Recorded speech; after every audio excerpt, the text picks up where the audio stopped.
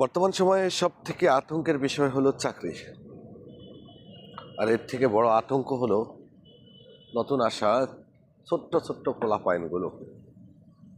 বিশেষ করে আজকাল আপনি টিকটকে দেখবেন, ফেসবুকে দেখবেন, এমন এমন ছেলেপেলেরা চাকরি বিজ্ঞপ্তি দিচ্ছে যাদের নিজেরও চাকরি নেই। আর একটা মজার বিষয় কি জানেন? সৌদি আরবে আসছে 6 মাস হয়নি, সেই ছেলেটাও ফেসবুক টিকটকে অ্যাকাউন্ট খুলে প্রবাসীদেরকে চাকরি দেওয়ার অফার দিচ্ছে। এটা সত্য, সৌদি আরবের চাকরি এখন কমার্স, ব্যবসা, এটা এখন কমার্শিয়াল হয়ে গেছে।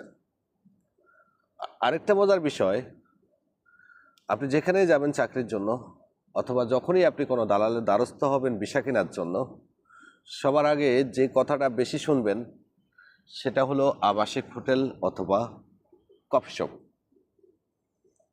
সৌদি আরবের আবাসিক হোটেল আর কফি শপ আমাদের দেশের দালালদের আর এখানে যারা চাকরি দেয় তাদের কাছে মনে হচ্ছে বাপ দাদার সম্পত্তি, কারণ মানুষ এই কাজটাই বেশি করতে চায়।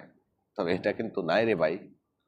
যত পরিমাণ মানুষকে আশ্বস্ত করা হয়, আমার মনে হয় সৌদি আরবের প্রত্যেকটা রাস্তার যতগুলো বিল্ডিং আছে সবগুলো বিল্ডিংয়ের নিচে যদি সবগুলো দোকানও কফি শপ করে, তারপরেও কফি শপের চাকরি দিয়ে শেষ করতে পারবে না।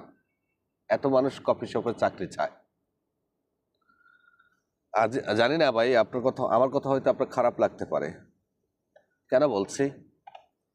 এখন চাকরির নামে সব থেকে বেশি প্রতারণা হচ্ছে। বিশেষ করে ইদানিং নতুন নতুন বেশ কিছু ছেলেকে দেখতে পাচ্ছি আমরা টিকটকে, যারা একটা ঘরের ভিতরে একটা ছোট্ট টেবিলের মধ্যে বসে আমার অফিস অমুক জায়গায়, আমার অফিস তমুক জায়গায়, তাদের আসলে কোনো অফিস নাই। একটা ম্যান পাওয়ার লাইসেন্সের জন্য অনেক টাকা খরচ করতে হয়, একটা ম্যান পাওয়ার লাইসেন্সের জন্য গাড়ির প্রয়োজন হয়, রেজিস্টার্ড অফিস প্রয়োজন হয়, অনেক কিছু লাগে। আর এরা যে ঘরের ভিতরে বসে 2টা রুম ভাড়া নিয়ে মানুষকে ফেসবুকে অ্যাড দিয়ে নিয়ে যাচ্ছে, এটা অবৈধ, অনৈতিক। এটা ধরা খাইলে সোজা জেলে যাবে। আর আপনি এদের আন্ডারে কাজ করলে বেতন পাবেন, এটা একেবারে বলা চলে অসম্ভব। কারণ বেশিরভাগ ছেলেপেলেরাই প্রতারিত হচ্ছে আজকাল। মহির মতো আরও কয়েকটা আছে, আমি সবগুলোর নাম আসলে সিরিয়াল বাই সিরিয়াল বলতে গেলে অনেক লম্বা হবে। তো আপনাদেরকে বলবো, সতর্ক হন। চাকরিতেই সব থেকে বেশি প্রতারণা চলছে, সব থেকে বেশি বাটপাড়ি চলছে।